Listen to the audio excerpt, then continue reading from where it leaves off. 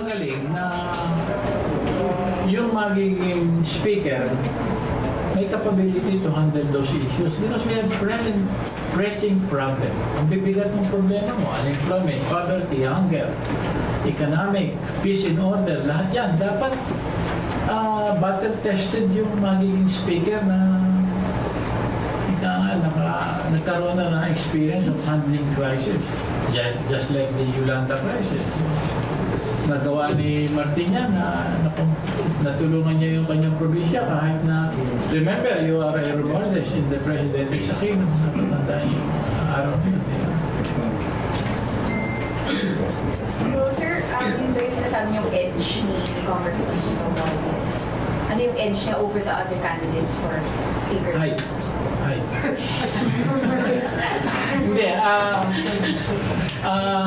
tingnan mo yung biodata. Parang line up yan. And then, check on what is an economist.